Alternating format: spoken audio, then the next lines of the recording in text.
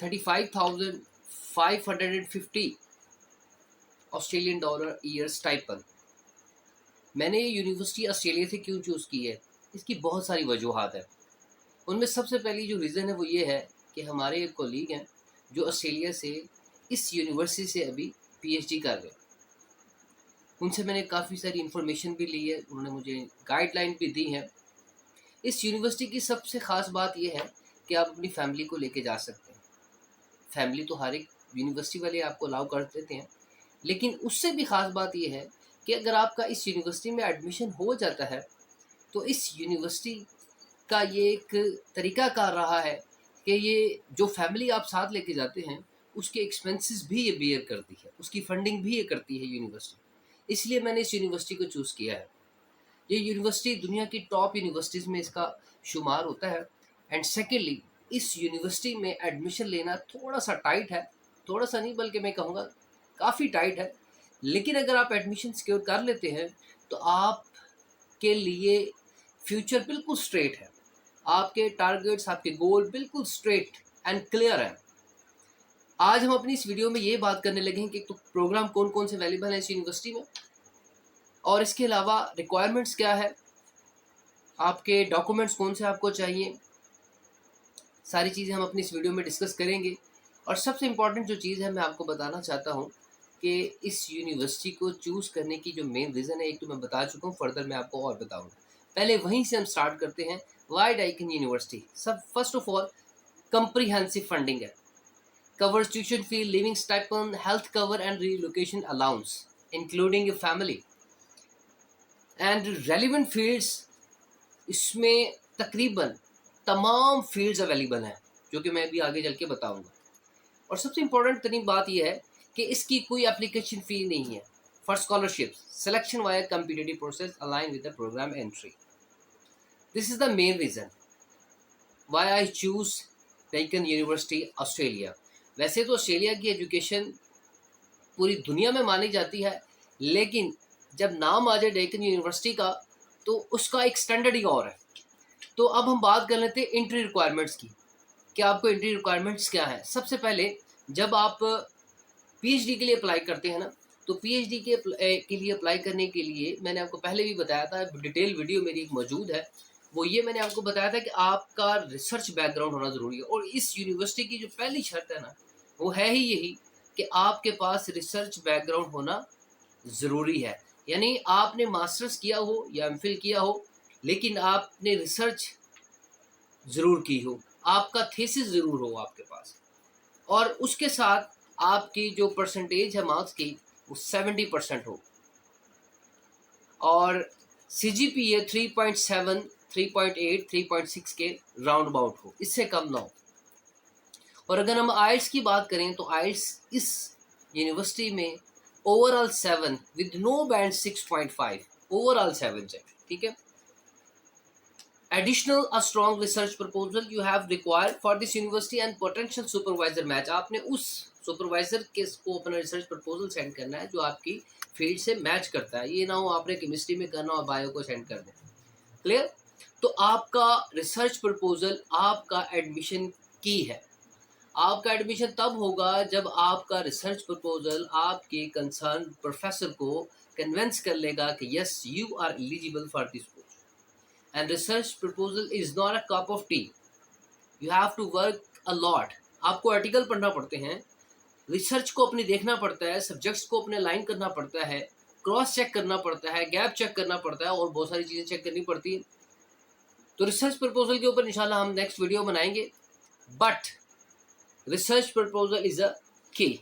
Next documents में जो आपके आते हैं वो आपके एजुकेशनल सर्टिफिकेशन है, must be attested from HEC, मुआफ़ा, इनसे टेस्ट होना ज़रूरी है। पासपोर्ट, आपका ID card original, and bank statement as well. आप मेरी वो पूरी वीडियो देख लीजिए जिसमें मैंने कहा बताया आपको डिटेल में डॉक्यूमेंट्स कौन कौन से रिक्वायर है, उसमें आपको सारी चीज़ें मिल जाएंगी। नाउ लेट्स टॉक अबाउट एक और फीचर इस यूनिवर्सिटी का क्या है। वैसे तो कई बहुत सारी यूनिवर्सिटीज़ हैं यूरोप में जो 1 या 2 इंटेक्स होती हैं, लेकिन ये यूनिवर्सिटी 4 इंटेक्स हैं। इसकी 4 इंटेक्स हैं। आप इसमें 4 इंटेक्स में से किसी एक इंटेक में भी आप अप्लाई कर सकते हैं। The first one is from 26 Feb not open arts and educational international students. Second intake 1st May, third intake 1st July, and fourth intake 27th October. It's mean you have July, you have October. आपके पास दो Intex के भी chances हैं.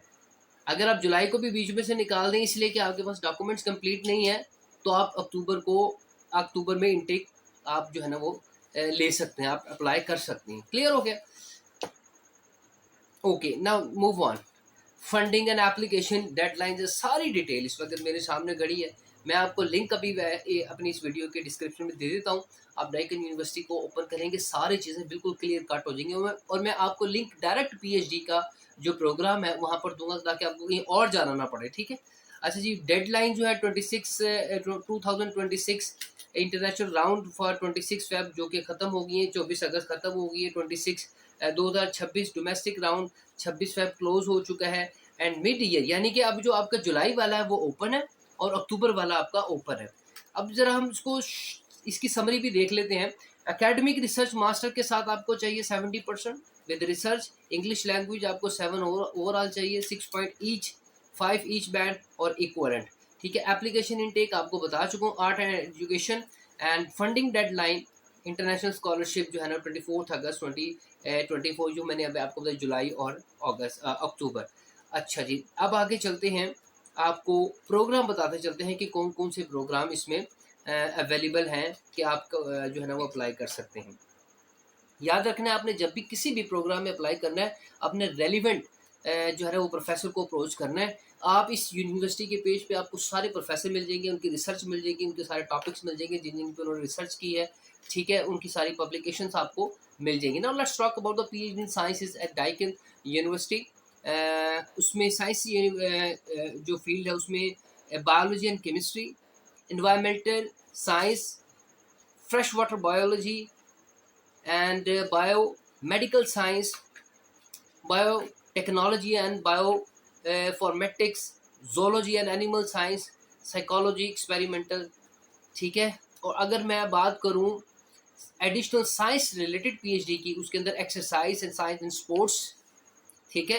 Health and disease, nutrition and public health, information technology. तो कहने की बात है कि बड़ा वास्ट प्रोग्राम मौजूद है. आप इसके किसी भी प्रोग्राम में अप्लाई कर सकते हैं. अगर मैं इसकी इन प्रोग्राम्स के हवाले से आपको समरी बताऊं, Deccan offers a 1 PhD degree program, but you can research 6 to 12 different scientific disciplines, including both natural and applied sciences. You will enroll in the same core PhD code, but specific your research area and join the relevant school or center.